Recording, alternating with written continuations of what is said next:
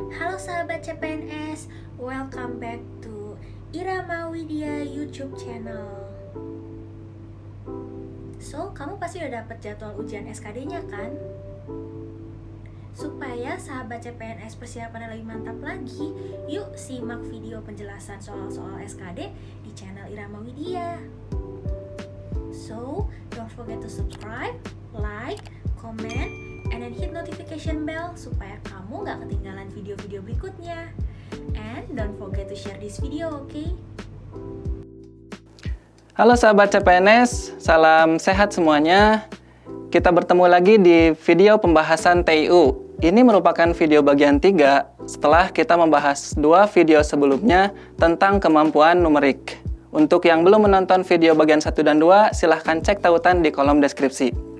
Nah, di video bagian 3 ini kita akan berfokus pada kemampuan verbal, khususnya penalaran analitis. Seperti apa soalnya? Kita langsung saja cek di soal nomor 11. Mari kita baca soalnya terlebih dahulu. Ada 5 mahasiswa P, Q, R, S, dan T yang mengikuti seminar. Mahasiswa P dan Q berasal dari fakultas yang sama. S dan T juga berasal dari fakultas yang sama. Bila mahasiswa yang berasal dari fakultas yang sama tidak boleh duduk berdekatan, kemungkinan posisi tempat duduk mereka dalam satu deretan adalah, ini pilihan jawabannya. Nah, strategi untuk menyelesaikan soal-soal kemampuan penalaran analitis adalah kemampuan kita dalam membuat atau memodelkan kalimat per kalimat. Dan kita harus mengetahui atau menangkap kata kunci yang ada dalam soal. Kalau soalnya tidak terlalu panjang seperti ini, kita bisa langsung membaca kalimat per kalimat dan kita langsung memahaminya. Oke, kita baca kalimat pertama ya. Ada 5 mahasiswa P, Q, R, S, dan T. Jadi kita tulis di sini ya. Jadi ada P, Q, R, S, T. PQ berasal dari fakultas yang sama. Jadi P dan Q itu mereka dari fakultas yang sama, F1 lah katakanlah ya. Kemudian S dan T juga berasal dari fakultas yang sama. S dan T juga berasal dari fakultas yang sama. Kita tuliskan saja F2. Nah, bila mahasiswa yang berasal dari fakultas yang sama tidak boleh duduk berdekatan, ini kata kunci yang harus kita pahami ya. Mereka itu tidak boleh duduk berdekatan, artinya P sama Q nggak boleh berdekatan, S sama T juga tidak boleh berdekatan. Yang ditanya adalah kemungkinan posisi duduk mereka dalam satu deret. Nah, penerjemahan kalimat ini kita bisa andaikan jadi susunannya itu PQ tidak boleh. Dan ini juga berlaku QP juga tidak boleh ya, karena mereka tidak boleh duduk berdekatan. Kemudian ST juga tidak boleh dan TS juga tidak boleh. Ini terjemahan dari tidak boleh duduk berdekatan. Jadi ketika kita membaca kalimat ini, kita harusnya bisa langsung membayangkan 4 hal ini. Nah, selanjutnya kita bisa langsung cek di pilihan jawaban. Kita lihat di pilihan jawaban A itu ada ST. Berarti ini tidak boleh ya. Dari sini. Pilihan jawaban B, PQ ada, ST juga ada. Ini tidak boleh. C itu ada PQ. Ini juga tidak boleh. Yang D ada TS, ya, TS, ST atau TS kan juga tidak boleh. Jadi susunan yang kemungkinan posisi tempat duduk mereka dalam satu deretan yang benar adalah yang E, gitu ya. Jadi ketika kita menghadapi soal kemungkinan posisi itu kita tidak mesti menyusun. Kita susun ini P dan Q tidak boleh, berarti kita pasangkan P dengan S misal. Terus kita bikin, nggak perlu seperti itu, kita langsung saja cek pilihan jawaban, biar mempersingkat waktu. Seperti itu ya untuk nomor 11. Kita lanjutkan dengan soal nomor 12 ya. kita akan gunakan teks ini untuk menjawab soal nomor 12 dan nanti juga kita akan masih gunakan teks ini untuk menjawab soal nomor 13 dan 14. Kita baca terlebih dahulu teksnya ya. Ada 7 gelas yang disusun secara berjajar. Setiap gelas diberi nomor 1 sampai 7. Terdapat 6 buah kelereng, masing-masing berwarna biru, hijau, kuning, merah, ungu, dan oranye. Kelereng-kelereng tersebut dimasukkan ke dalam gelas dengan aturan sebagai berikut. Kelereng warna hijau harus dimasukkan ke gelas nomor 4. Kelereng warna merah tidak boleh diletakkan di samping kelereng warna oranye. Kelereng warna ungu diletakkan di samping kelereng warna biru. Oke, ini soal untuk nomor 12. Jika kelereng warna oranye diletakkan di gelas nomor 2, ya, kita tandai ya, oranye di gelas nomor 2, maka yang tidak boleh dilakukan adalah, nah, untuk soal tipe penempatan atau pemasangan seperti ini, kita lebih mudah untuk menyelesaikannya dengan menggunakan bantuan tabel. Maka kita gunakan sketsa tabel ya, sambil kita pelan-pelan membaca soalnya.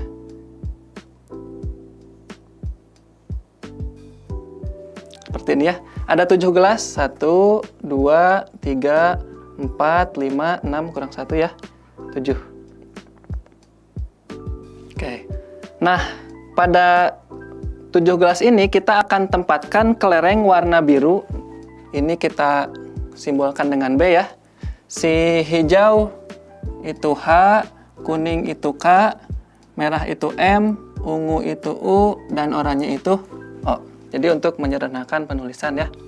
Nah, untuk soal nomor 12 ini kita akan fokuskan ke kelereng warna oranye. Jadi si oranye itu kita akan tempatkan di gelas nomor 2. O di gelas nomor 2. Nah, untuk lebih menyederhanakan atau mempercepat penyelesaian soal, kita fokus langsung, misal ya, kita ketika mengerjakan soal itu tidak mesti seperti tadi saya baca soalnya sampai selesai, baca teksnya sampai selesai, kemudian baca soalnya, tidak mesti.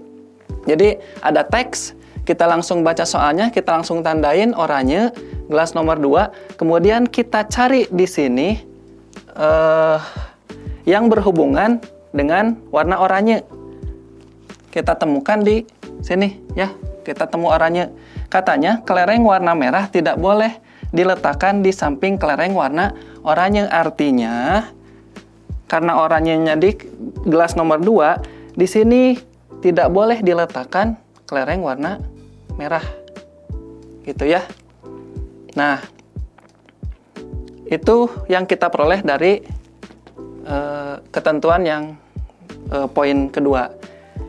Kita cek pilihan jawabannya. Yang A, kelereng warna merah diletakkan di gelas nomor 3. Karena ini tidak boleh ya, lihat, dan memang dari ketentuan yang 2 itu, merah itu tidak boleh diletakkan di samping warna oranye, di 1 dan di 3, maka jawaban A itu adalah jawaban yang sesuai atau jawaban yang benar ya. Kelereng merah diletakkan di gelas nomor 3.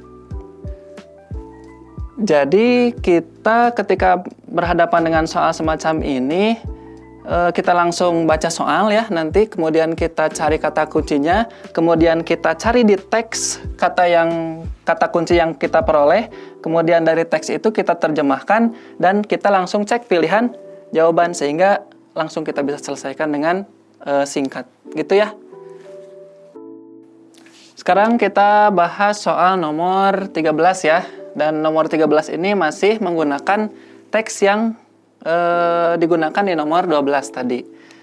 Kita baca soalnya. Jika kelereng warna merah, langsung kita tandai ya, seperti tadi. Jika kelereng warna merah diletakkan di gelas nomor 6 dan kelereng warna kuning di gelas nomor 7, maka gelas yang kosong adalah, ini yang ditanyakan ya, gelas yang kosong. Seperti soal nomor 12, kita langsung bikin tabel ya.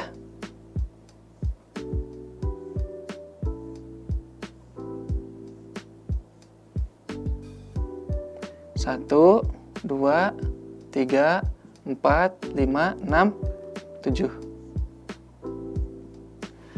Nah, pertanyaannya, gelas yang kosong. Kenapa bisa ada gelas yang kosong? Karena gelasnya ada 7, sedangkan kelerengnya ada 6.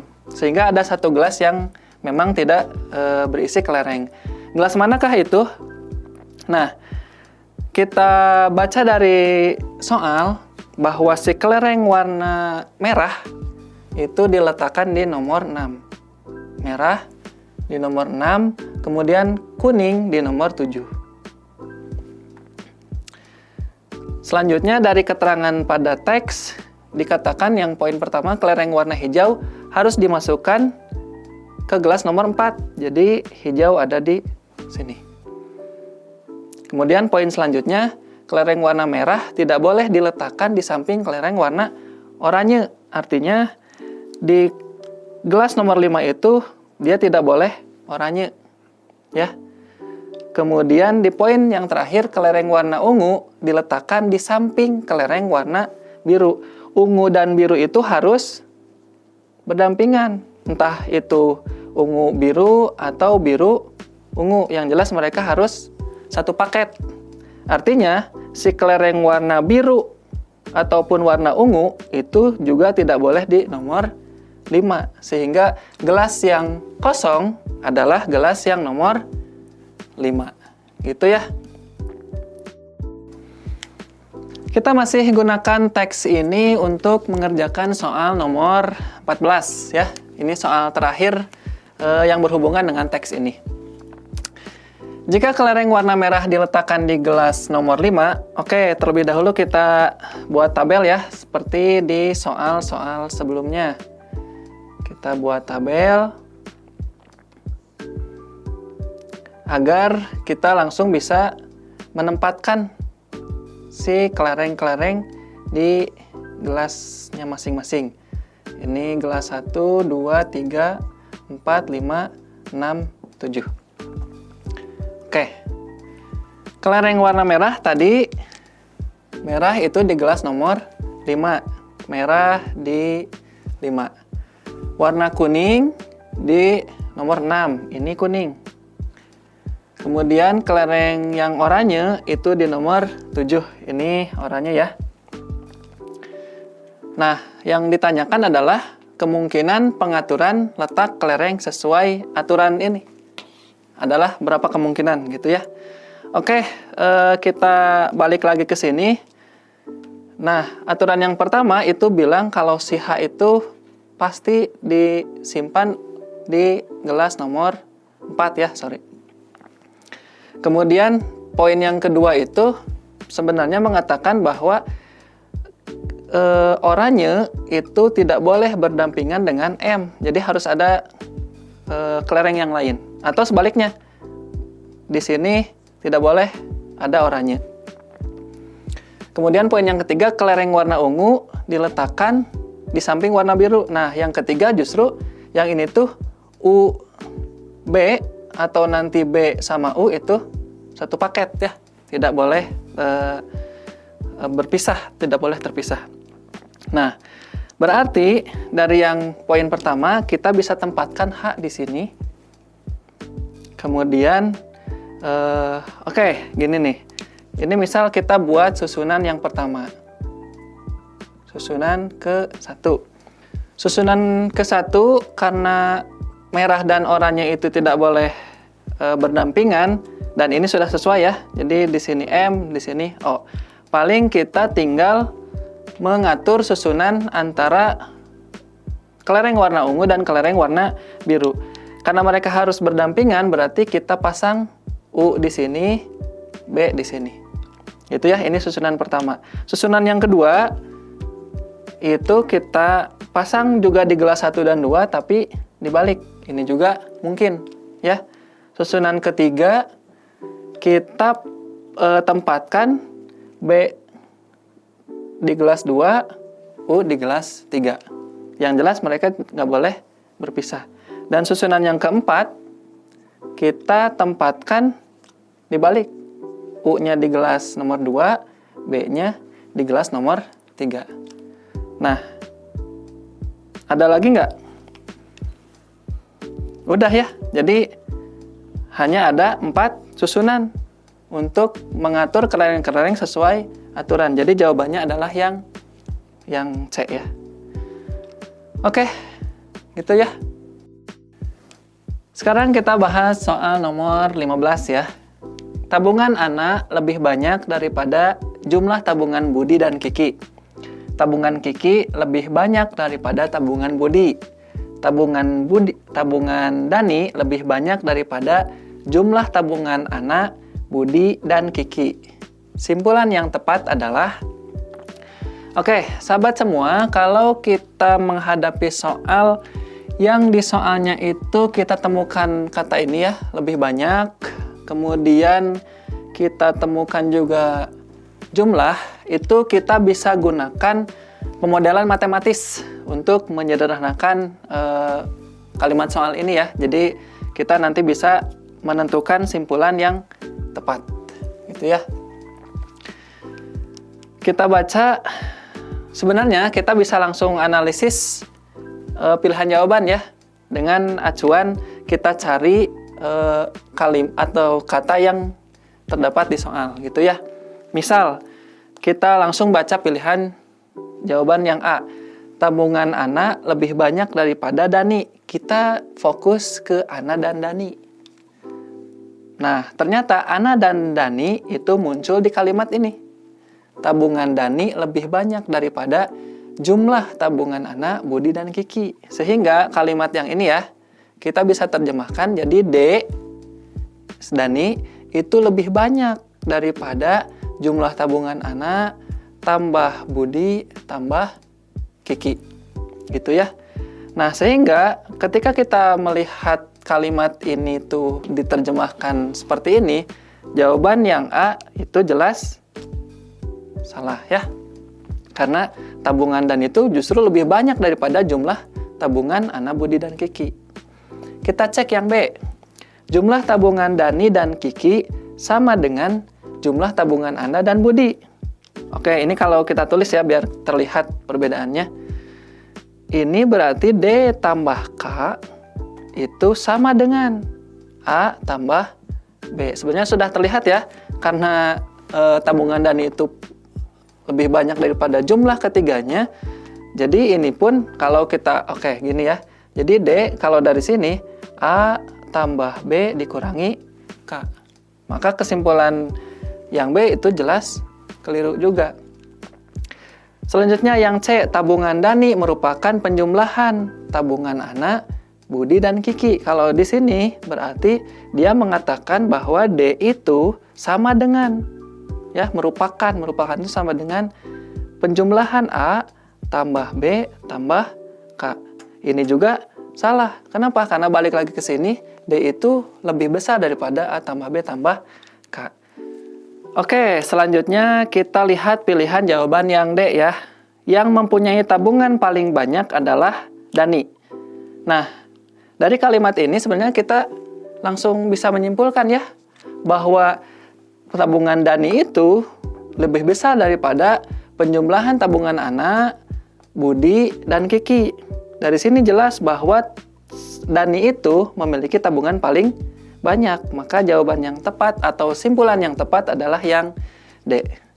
Gitu ya. Jadi pemodelan matematis bisa digunakan untuk menjawab soal nomor 15. Nah, tapi misal kalau kita mau gini, kita baca kalimat per kalimat dan kemudian kita juga modelkan ya, step by step. Kita baca kalimat pertama. Tabungan Ana lebih banyak daripada jumlah tabungan Kiki dan Budi dan Kiki. Dari kalimat pertama kita bisa modelkan A itu lebih dari B tambah K. Gitu ya. Nah, selanjutnya yang kalimat selanjutnya, tabungan Kiki lebih banyak daripada tabungan Budi. Jadi K lebih dari B. Gitu ya. Next, tabungan Dani. Oh, ini yang tadi ya, kita tulis lagi di sini. D lebih dari A tambah B tambah K. Itu ya pemodelan matematis untuk soal per soal. Nah, dari sini juga kita bisa menarik kesimpulan bahwa nanti kesimpulannya itu jadi A itu lebih dari B. Jelas ya? Karena B tambah K juga masih kurang dari A. Dari sini juga kita bisa dapat A lebih dari K. Kemudian dari sini kita bisa dapat D lebih dari A. D lebih dari B. D juga lebih dari K. Itu ya, banyak. Karena kita nanti fokusnya mengerjakan soalnya, jadi kita bisa langsung cek pilihan jawaban. Itu nomor 15. Oke, kita sampai pada soal nomor 16. Nah, sebelum kita baca soalnya, kita baca dulu, kita pelajari dulu teks yang kita akan gunakan untuk menjawab soal nomor 16. Oke. Ati, Bina, Cica, Diki, dan Eko mengambil minuman botol plastik di supermarket.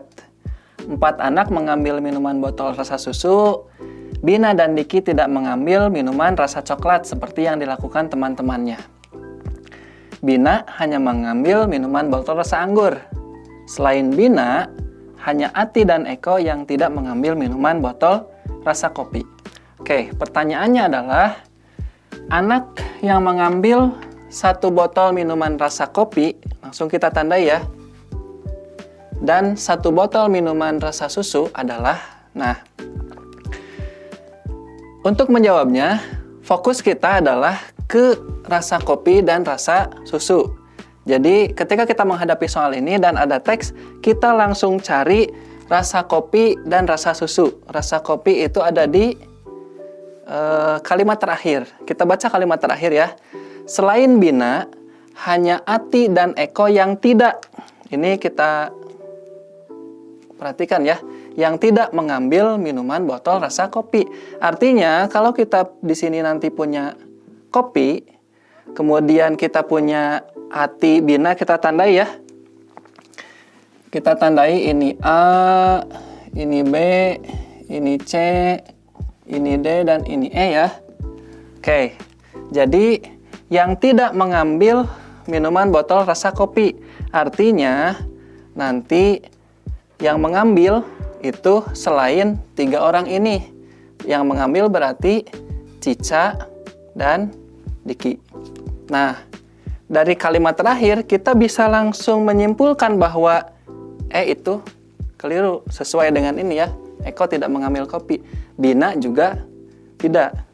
Ati juga tidak. Jadi kita bisa langsung fokus, kalaupun nanti kita akan mengguess ya, atau nembak istilahnya, kita hanya fokus kedua ini. Jadi kita punya peluang 50-50 gitu.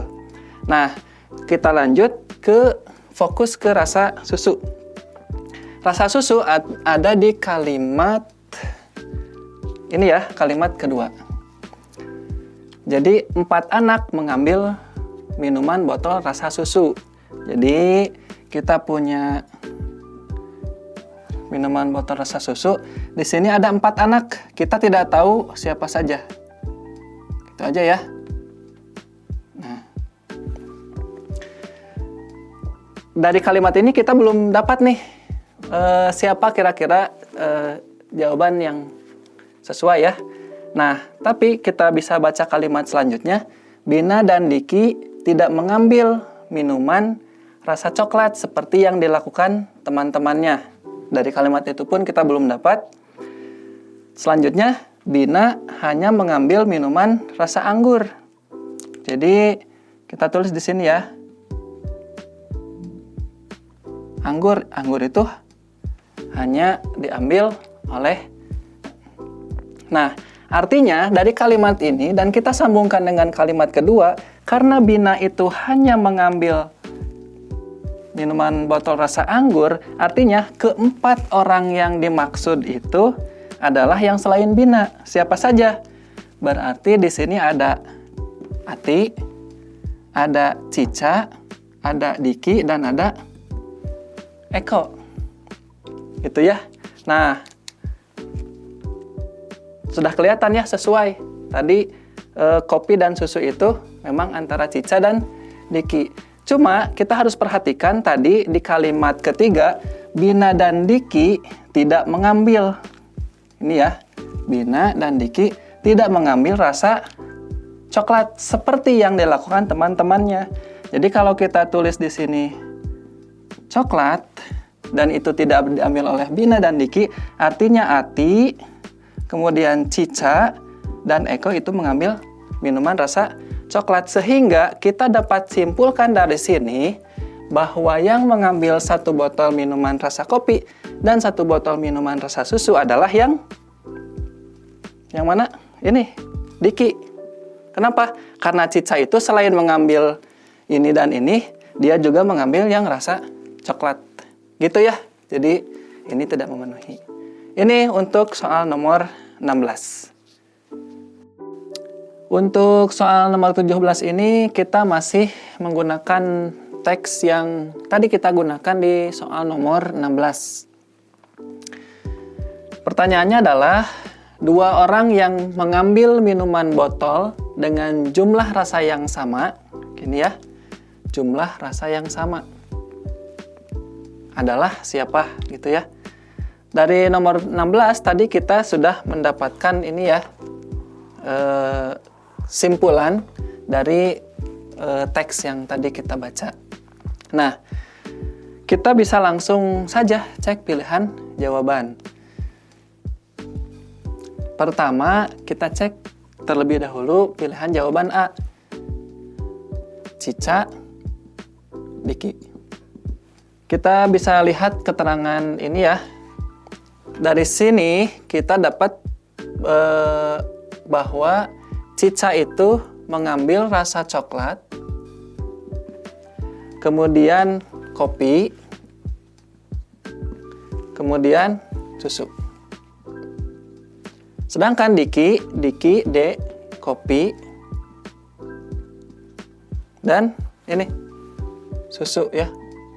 Jadi, Cica dan Diki ternyata tidak mengambil minuman botol dengan jumlah rasa yang sama. Karena Cica itu mengambil 3 rasa, Diki 2 rasa. Oke, sekarang Diki dan Eko. Diki dan Eko. Ini kita masih pakai data Diki ya di sini. Kita lihat Eko. Eko itu rasa coklat dan susu. Ini juga bukan ya. Selanjutnya Ati dan Cica. Cicanya kita gunakan yang ini. Kemudian berarti kita tinggal mencari yang Ati. Ati itu coklat, kemudian susu. Ini juga bukan. Nah, tapi dari sini kita lihat ya, bahwa Eko dan Ati itu sama, coklat dan susu. Dan ternyata memang ini jawabannya yang D. Gitu ya. Nah, sahabat CPNS semua, jadi ketika kita berhadapan dengan soal berupa teks di penalaran analitis seperti ini, tugas kita adalah bagaimana menerjemahkan kalimat-kalimat soal, kemudian kita rangkum keterangan-keterangan yang ada, sehingga kita dapat menyelesaikan soal dengan lebih sederhana. Nah, bisa saja kita menuliskan atribut-atributnya itu, kalau ini ya, berdasarkan rasa minuman yang diambil. Atau dari soal ini kita bisa lihat, kita perincinya itu per orang mengambil minuman apa saja gitu ya. Jadi bisa 2 hal. Bisa ya? Oke. Kita lanjut dengan soal nomor 18. Ini teksnya ya. Dan teks ini juga kita nanti akan gunakan untuk soal nomor 19. A, B, C, D, E, dan F adalah teman seangkatan saat kuliah. 2 orang dari mereka sekarang adalah seorang ibu rumah tangga, 1 orang dosen, 1 orang penulis, 1 orang guru, dan 1 orang pengusaha. Pengusaha ini menikah dengan D yang merupakan seorang ibu rumah tangga. Yang berprofesi sebagai penulis atau guru dari mereka bukan perempuan. C adalah seorang guru yang menikah dengan F yang merupakan seorang dosen. A menikah dengan ibu rumah tangga. E bukan seorang ibu rumah tangga. Pertanyaannya adalah, apakah profesi yang ditekuni E? Nah, seperti biasa kita langsung cari, karena ini fokus kita, maka kita cari di kalimat yang memuat yang E ini ya. Kita cari, ternyata ada di kalimat ini ya, jelas. Dan disebutkan bahwa E itu bukan seorang ibu rumah tangga. Jadi jawaban yang E itu sudah pasti salah. Nah, selanjutnya kita gali nih informasi yang ada di teks ini untuk menjawab soal ini. Seperti biasa, kita coba sarikan, kita coba modelkan kalimat-kalimat yang ada dalam soal ini ya.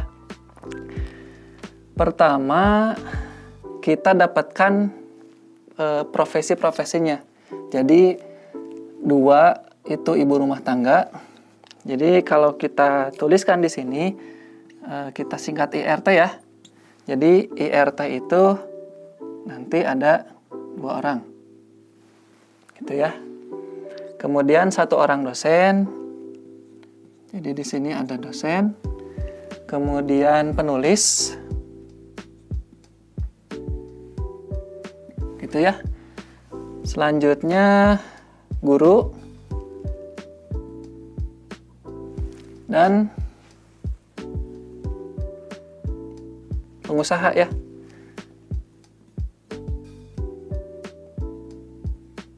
Hanya kita belum tahu nih A itu apa, B itu apa, dan seterusnya. Oke, lanjut ke kalimat ini ya. Pengusaha ini menikah dengan D. Nah, pengusaha menikah dengan D yang merupakan ibu rumah tangga. Jadi kita dapat bahwa salah satu dari 2 orang yang ibu rumah tangga itu salah satunya D. Dan si D ini menikah dengan pengusaha. Kita belum tahu ya pengusahanya itu A, B, dan lainnya. Kemudian ini ya, yang berprofesi sebagai penulis atau guru dari mereka bukan perempuan. Nah, kita tuliskan atribut lain nih. Jadi ini sudah pasti perempuan ya, P. Ini juga P karena ibu rumah tangga. Kemudian yang pengusaha ini pasti L ya, laki-laki. Dan dari kalimat ini kita dapat guru, penulis dan guru itu bukan perempuan. Jadi laki-laki ya. Ini L, ini juga L. Lanjut, C adalah seorang guru. Oke, si C itu ternyata guru. Ini C ya. C adalah seorang guru yang menikah dengan F, yang merupakan seorang dosen. Oke, kita dapat juga ini F. Dan ini C itu menikah dengan F. Nah, yang ditanyakan E ya, kita tetap fokus mencari E itu profesinya apa. A menikah dengan ibu rumah tangga. Oh, ternyata yang menikah dengan ibu rumah tangga itu adalah A. Ya, dari sini dapat bahwa tadi pengusaha yang tadi menikah dengan ibu rumah tangga itu adalah A. Nah, karena E itu bukan ibu rumah tangga, berarti ibu rumah tangga itu adalah yang B. Dan sisanya si E itu adalah penulis, gitu ya. Sehingga apa profesi yang ditekuni oleh E?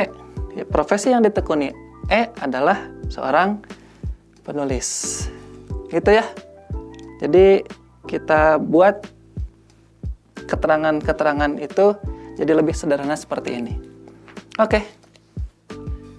Soal nomor 19, kita masih gunakan teks yang tadi digunakan untuk soal nomor 18. Nah, pertanyaan untuk soal nomor 19 adalah, berapa dari mereka yang berjenis kelamin laki-laki? Tadi ketika kita bahas soal nomor 18, walaupun fokus di nomor 18 itu adalah profesi yang ditekuni oleh E, tapi kita juga sempat mencatat atribut lain yang ada di soal, yaitu jenis kelamin ya. Nah, dari sini, oke, ini belum ya, kita belum tahu ini. Tapi karena kita tahu guru dan dosen itu menikah, dan gurunya itu laki-laki, sehingga dosennya itu adalah perempuan. Dengan begini, kita langsung bisa menebak, bahkan mengetahui bahwa yang berjenis kelamin laki-laki ada 3 orang. Gitu ya. Sip, kita sekarang sampai pada soal nomor 20 ya. Ani memiliki baju seragam warna biru, kuning, putih, merah, dan hijau. Ami akan memakai baju kuning setelah baju merah. Baju hijau boleh dipakai sebelum baju biru yang dipakai pada hari Jumat. Baju merah harus dipakai pada hari Selasa. Nah, pertanyaannya, urutan baju yang digunakan Ami pada hari Senin hingga Kamis adalah, ini pilihan jawabannya. Jadi kita diminta mengurutkan baju yang dipakai Ami dari Senin sampai Kamis. Oke, ini Senin misalnya. Senin, Selasa, Rabu, Kamis, gitu ya. Nah, kita cek kalimat terakhir ya. Kita cek kalimat terakhir, baju merah harus dipakai pada hari Selasa. Jadi, dengan membaca kalimat terakhir, kita bisa mengeliminasi pilihan D dan E. Karena Selasa itu harus merah. Kemudian kita naik ke kalimat sebelum kalimat terakhir, baju hijau boleh dipakai sebelum baju biru yang dipakai pada hari Jumat. Nah, berarti karena ini Kamis, setelah Kamis itu Jumat, Jumat itu biru, hijau itu berarti dipakai pada hari Kamis. Sehingga dengan itu kita bisa mengeliminasi yang A. Oke, kita sekarang fokus ke B dan C. Kita sekarang naik ke kalimat sebelumnya. Ami akan memakai baju kuning setelah baju merah. Jadi kuning itu setelah merah. Nah, ini ya. Kuning itu setelah merah. Jadi ini salah. Jadi jawabannya adalah yang B. Simpel kan? Oke sahabat CPNS, setelah tadi kita membahas dari soal nomor 11 sampai 20, kita bisa mengambil beberapa kesimpulan ya. Pertama, ketika kita berhadapan dengan soal-soal yang mengandung kalimat atau kata lebih dari, kurang dari, sama dengan, ada baiknya kita memodelkannya dengan pemodelan matematis. Kemudian ketika soalnya itu meminta kita untuk memasangkan atau menempatkan, kita sebaiknya menggunakan tabel agar persoalan tersebut menjadi lebih sederhana. Nah, kemudian kita juga jangan lupa untuk menuliskan atribut-atribut atau keterangan-keterangan dalam soal ke dalam bentuk yang lebih sederhana. Jadi kita bisa misalkan, misal ada nama orang tadi ya, Ami itu A, Bani itu B, dan sebagainya. Oke, sekian dari saya. Terima kasih dan sampai jumpa. Bye. Soal-soal yang tadi dibahas, saya ambil dari buku Strategi Simpel Lulus Tes SKD CPNS dan Strategi Fokus Lulus Tes SKD CPNS. Nah, buku-buku ini bisa sahabat CPNS dapatkan di Gramedia terdekat di kota Anda atau di marketplace official kami. Linknya ada di deskripsi. Terima kasih, sekian dan sampai jumpa. Wah, ternyata semudah itu ya mengerjakan soal-soal SKD-nya. Semakin yakin aja nih sahabat CPNS untuk lulus tes SKD-nya. Yuk manfaatin waktu yang masih ada sebelum hari H dengan mempelajari tipe-tipe soal SKD, ditemani dengan tentor-tentor dan juga menulis buku tes SKD CPNS.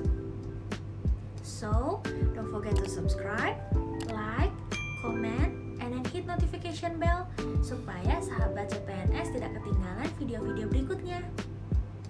dan juga share video ini ke sahabat-sahabat CPNS lainnya ya. Semangat berjuang di tes SKD-nya sahabat CPNS, dan juga jangan lupa untuk sertakan doa di setiap aktivitas. Semoga sukses.